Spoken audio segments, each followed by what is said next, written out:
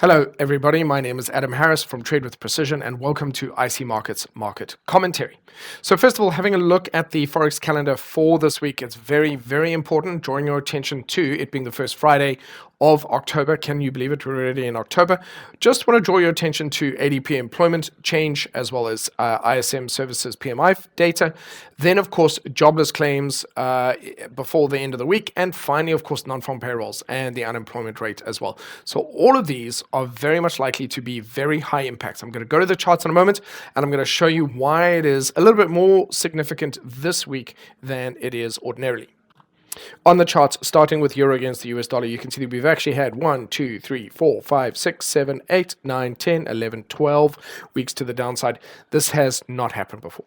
So does that mean it's going to continue on forever? No, it doesn't mean that. In fact, it means that the more likely we go, the more likely we are at some point to have a bit of a correction. But what it does mean is something's up. Something is different. We have a very, very strong dollar. If we compare this, for example, to the Kiwi dollar, actually, I would prefer to do this against sterling. So I'm just going to quickly load up sterling so I can show you the difference. Sterling as well continuing to head lower. So if we go back to that euro dollar, we've got a very strong US dollar.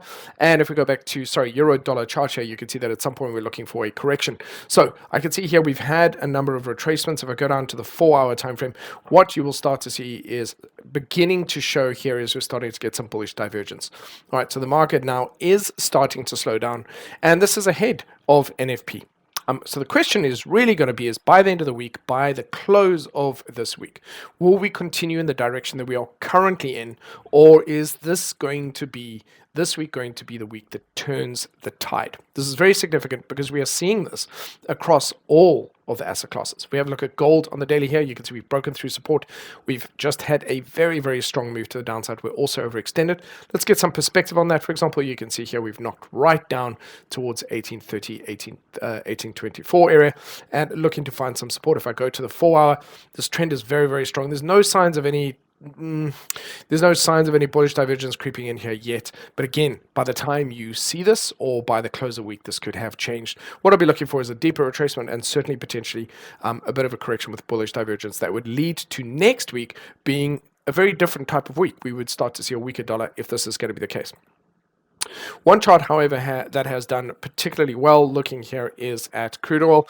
And here you can see in particular, we had some bearish divergence here. We've had some bearish divergence creeping in on the daily. We had a bit of a move up. We've pulled back to a level of support. We're potentially in the making at this time. Again, this might be different by the time you see this. A bullish candle that's is trying to form. So really, when we have a look at it from a weekly perspective, this starts to draw a different picture. So crude oil is battling with resistance. I would like to see it head back down towards 85. That's what I'd like to see, a weekly retracement. In order for that to be the case, I would need to see it breaking below these lows. Okay, so this may well be a last attempt for the bulls to hold at this level. We might find that we drop below that and head back down towards this previous level. And so it would be a shorter to move to the downside. Then I would look and see if once it arrives at this 50-period moving average and the previous high, if it forms a bullish formation and recovers from there. We're very much overdue, ladies and gentlemen, for a bit of a correction to the upside. So now having a quick look at the global indices, again, I'm going to have a look here at, this is at the Dow 30, the US 30. You can see that overall we are still in an uptrend. Higher lows, higher highs. You wouldn't think so from the media. The media is a very bearish mood at the moment, and there's a lot of fear as well. But you can see here we are in a bit of a downtrend on the weekly, coming back into support levels here. Again, I need to see how this week is going to close. So what does it mean? Why am I telling you this? I'm saying, well, currently it would appear as though there are safe opportunities to trade to the downside. However, we are becoming overextended, and we have multiple major news events this week that could change everything. And that's why it's higher risk, because although I would ordinarily trade within this existing direction, a lot of that could change. So it does mean either trading more cautiously, lowering risk, taking profits sooner, or just being prepared that those conditions could change. I would note currently we're sitting below that 50-period moving average, which could turn out to be significant. Again, looking here, moving on to the S&P 500, strong downtrend, just starting to break these lows. But then when you start to look at it on the 4-hour, we're definitely starting to get bullish divergence on both the RSI and the MACD. So who knows that by the end of the week, we could find ourselves hitting much higher, signaling that the coming week, the following week, is going to be a bullish one. Okay, so I'm just trying to prepare you for what are the current conditions. Could they change? What would they look like if they were going to change? What does that imply for the following week? And all of these markets would then provide opportunities in that way. So here, looking, for example, at the NASDAQ at the Tech 100, you can see, look at the daily, it's coming back down into a level of support. If we go to the monthly, this has had a really good run. And in fact, it's still it's very bullish. There's nothing, I don't believe, that really says there's anything wrong with this coming back down, even potentially as low as 14,000. And still, I would consider this relatively bullish. In other words, it still has some potential room to the downside, but I believe I would consider it still bullish. Now let's move across and have a look at it from the UK. The UK is largely ranging, but even here within this range here, it is still sitting in the top half of that range. So even though there might be a lot of bearish media out there, if the sentiment and a lot of fear-driven articles and a lot of that kind of bias out there, I'm finding for the moment the market is still not necessarily capitulating, is the term I'd use. Then having a look at the DAX, let's go up to the monthly here.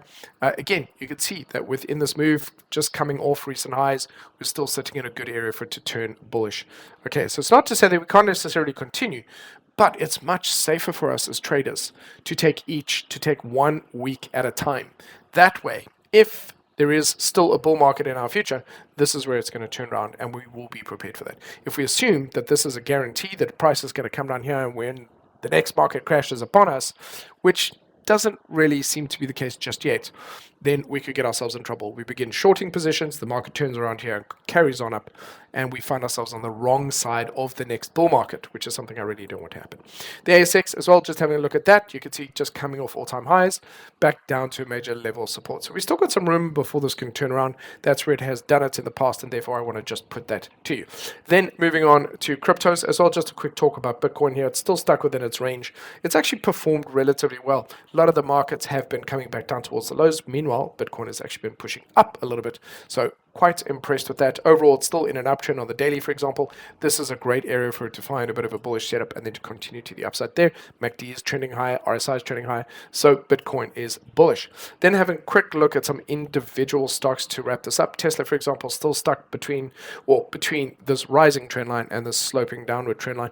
It's still stuck within that wedge. If it breaks to the upside, it's likely to continue to the upside there, up to return towards all the highs, and if it breaks below the low, then I would start to expect it to test this level of support. Falling through that, then we would see a more significant drop. But overall, MACD is bullish, RSI is bullish.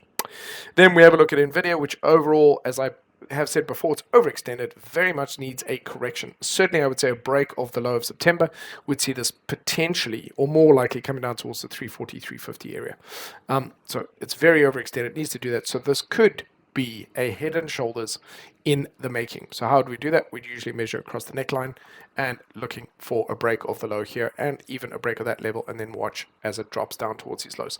So there's a good probability that would happen, but I need to see a bit more of that unfold. So it's one of those situations you have to let it bake to be able to see where it's heading. There's just not enough information to do that just yet.